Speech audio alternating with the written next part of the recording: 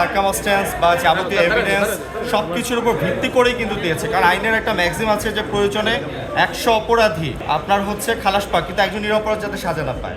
এখন এই ম্যাক্সিমটা কিন্তু একটা বিবেচনার বিষয়, এবং ইন্টারন্যাশনাল ক্রাইম ট্রাইব্যুনাল কিন্তু আন্তর্জাতিক আইনগুলোকে অনুসরণ করে। কারণ পৃথিবীর আপনি যদি যান নুরেমবার্গ ট্রায়াল বা টোকিও ট্রায়াল, ওখানে উচ্চ পদস্থ যারা সরকারি যারা মিনিস্টার ছিল বা একদম টপ লেভেলের তাদের কিন্তু সাজা হয়েছিল।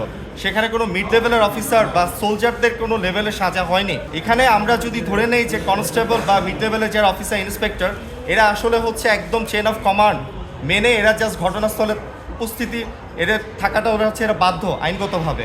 কারণ আমাদের দেশের পেনাল কোড, সিআরপিসি এবং পিআরবি এগুলো হচ্ছে তাদের উপর প্রয়োগ। এই প্রয়োগগুলোর কারণেই কিন্তু তারা বাধ্য।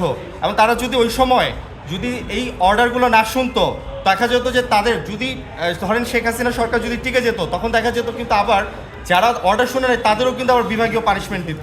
কারণ পুলিশ বাহিনীতে কিন্তু অর্ডার না শুনলেও সাজা হয়। এখন এখানে যে বিষয়টা সেখানে হচ্ছে এরা তাদের আইনের কাঠামোর মধ্যে থেকে তারা তাদের ঊর্ধ্বতন সুপিরিয়র কর্তৃপক্ষের আদেশ অনুযায়ী ঘটনাস্থলে তারা আইন শৃঙ্খলা রক্ষার জন্য তারা সিআরপিসি বা পেনাল কোড অনুযায়ী দায়িত্ব পালন করেছে।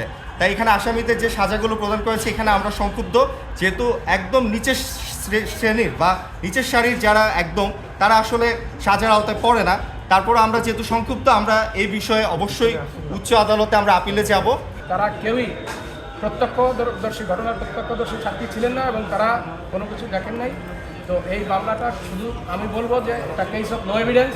এবং ঘটনার বিষয়ে বলতে গেলে যে এরা শুধু কনস্টেবল, এরা তাদের উপস্থিতিটাই প্রমাণ করে।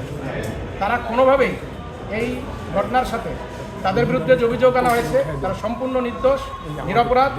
আমরা সংক্ষুব্ধ, আমরা উচ্চ আদালতে আপিল করব।